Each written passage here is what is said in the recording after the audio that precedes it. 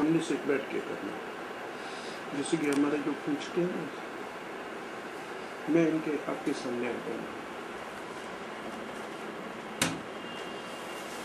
यहाँ से तुम अच्छा ठीक है, ये बात इसी मैं इसमें बैठ सकता हूँ। अच्छा यहाँ से आई हैव कम हियर इन केवल्य धाम टीकर माफी आश्रम प्रतिष्ठान पूर्व Jhusi Prayag. According to the mythology, the very inhibitions of the structure of the universe was started from this place.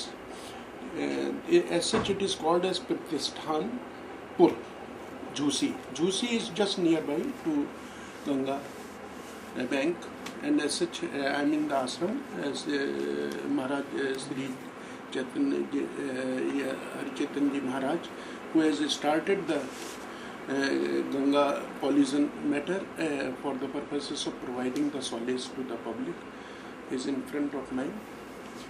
महाराज जी, आपका जो यहाँ पर ये गंगा जी के किनारे जो ये झूसी जगह, इस प्रतिष्ठानपुर का जो शाब्दिक संकेत है, इसका क्या अर्थ निकलता है कि किस तरह से ब्रह्मा जी का उन्होंने पृथ्वी की जो संरचना की,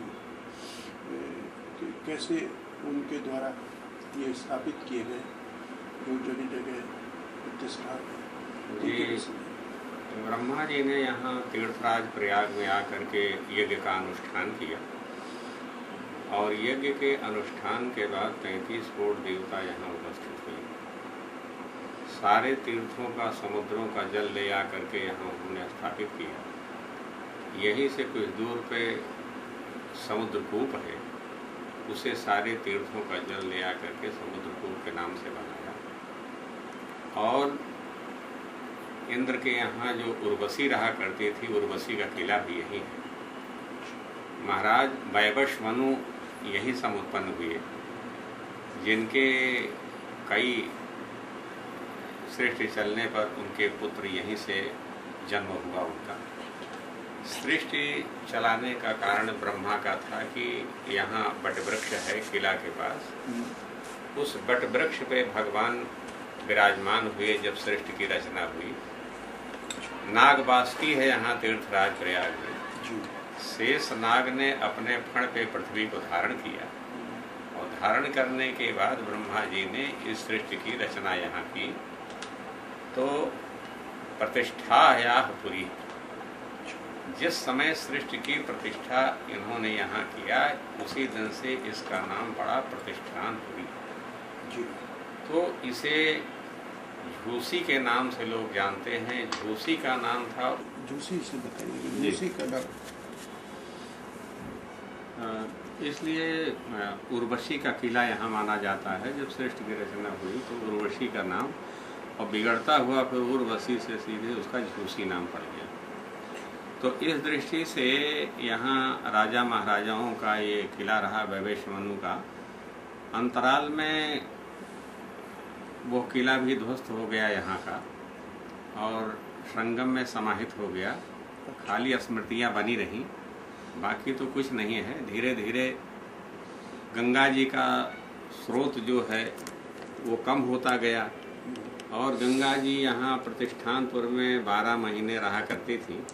लेकिन दुर्योग ये कहा जाए कि जैसे जैसे अंग्रेज के ज़माने में नहर निकाली गई, और नहर निकालने से फिर धीरे धीरे गंगा जी का जल कम हुआ, स्रोत कम हुआ। धारा भी यहाँ कुछ त्रिकोणात्मक है, और इस त्रिकोणात्मक से गंगा जी को ऐसा लगता है कि कभी वो स्थिरता प्राप्त नहीं कर पाती हैं, अस्थिर रूप में यहाँ रहा करती हैं। जैसे जैसे धारा की गति बनती है वैसे वैसे मुड़ जाती हैं।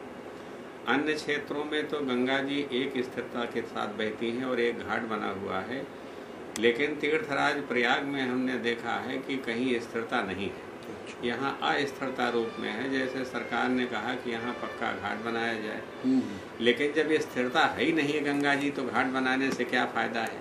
उचित तो है कि स्थिरता होनी चाहिए। एक बात, दूसरी बात ये है कि आज के 10 साल पूर्व गंगा जी की स्थिति कुछ और थी। जल शुद्ध आता था, बैराज बहुत नहीं बने थे और गहरी बांध नहीं बना था। इस दृष्टि से जो हमारे यहाँ गंगा जल की व्यवस्था थी या गंगा जल की शुद्धता थी, उसमें कहीं से कोई लोग अंगुली नहीं उठाते थे। लेकिन 10 साल और 15 साल के बीच में हमने यह देखा है कि कई बैराज बन गए और भारतवर्ष जब आज़ाद हुआ तो कई नहरें निकल गईं, चाहे वो ज्वालापुर सहारनपुर हो, चाहे कानपुर हो, चाहे कासगंज हो। तो जब गंगा नहर से 4 नहरें और निकल गई तो ये शंका की दृष्टि मानी जाती है कि फिर तो गंगा जल हमको नहीं प्राप्त होता है जी। नरोरा से तो बिल्कुल हम नहीं जानते, 50 फाटक उसके बंद रहते हैं और गंगा जल नहरों में दिया जाता है। तब हमारे मन में एक ग्लानि पैदा हुई कि हम लोग अपनी धार्मिक आस्था के साथ साथ भगवती गंगा के किनारे, हमारा इतिहास रहा कि संत महात्मा इन्हीं के किनारे रह करके तपस्या करते थे, साधना करते थे और अपनी ऊर्जा को यही गंगा जल मानते थे कि जब हम गंगा जल पिएंगे तो हमारी ऊर्जा बढ़ेगी, भगवती की कृपा होगी। और यह ब्रह्मद्रव है, कोई जल तो है नहीं। जल तो जमुना जल माना जाता था, लेकिन ये गंगा जल जो था वो अमृत जल माना जाता है। तो अमृत जल का पान करके संत महात्मा आयु को बढ़ाते थे, साधना को बढ़ाते थे, भगवान की प्राप्ति कर लेते थे। और यहाँ तक ये लिखा है कि जो गंगा जल है ये भगवान का ही स्वरूप है। भगवान ने कहा कि अगर मेरा स्वरूप मृतलोक में कोई देखना चाहता है तो मैं पीपल के वृक्ष में हूँ, गंगा में हूँ और गाय में हूँ, ये सब मेरा स्वरूप है। तो हम लोग यह भी मानते हैं कि गंगा के जल में भगवान का स्वरूप है, भगवान विराजमान है। लेकिन हमारे संस्कृति के साथ जो कुठाराघात हुआ है वो ये हुआ है कि गंगा जल का शोषण हुआ है जी। पहले तो किसान का नाम लेकर के ये पानी किसानों को देते थे, थोड़ा सा देते थे, अर्धमात्रा में देते थे। लेकिन गंगा जल को ये लोग कमर्शियल बना दिए। आशा तो ये थी कि अंग्रेज के जाने पर भारतीय परंपरा से जो राजनीति होगी उसमें गंगा जी को श्रद्धा के दृष्टि से देखा जाएगा और राष्ट्र की तरह गंगा जी को भी एक संरक्षण दे करके, इनके संरक्षण में संत महात्मा रह करके और इनकी आस्था पे अपना दृढ़ विश्वास किए रहेंगे।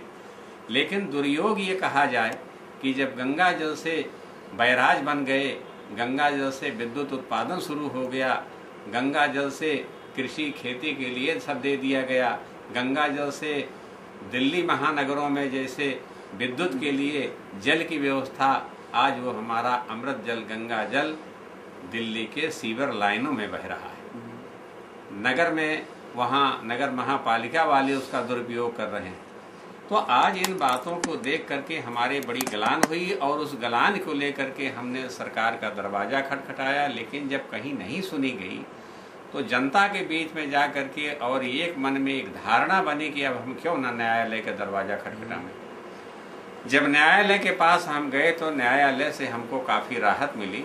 राहत ये मिली कि जहां हमको एक बूंद गंगा जल नहीं मिलता था, वहां कोर्ट के आदेश से 3500 क्यूसेक पानी के लिए उन्होंने अपनी स्थिरता बनाए रखने के लिए एक आदेश पारित किया, जिसमें से कि उस आदेश से 350 क्यूसेक ही मुझे प्राप्त होना चाहिए था। और वो भी कोर्ट बराबर आदेश पे आदेश करती गई, लेकिन कागजों के द्वारा इन्होंने जल की पूर्ति की, प्रत्यक्ष रूप में गंगा जल गंगा में नहीं आया जी।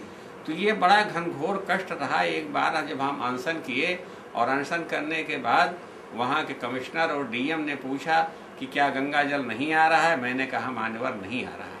कहा ये बह क्या रहा है। हमने कहा ये तो बह रहा है उत्तरांचल से काशीपुर पेपर मिल का पानी, धामपुर से शुगर मिल का पानी, गजरौला से शुगर मिल का पानी और रामगंगा का प्रदूषण पानी कन्नौज में आकर के गंगा जी कानपुर में मिलती हैं। और कानपुर में जो 75 भीषण नाले नगर निगम के हैं, सीवर लाइन के हैं, वो सब पानी और 400 टैनरियाँ चमड़ा की हैं, उनका पानी, उन्नाव से जितने सीवर लाइन का है पानी, उनका पानी।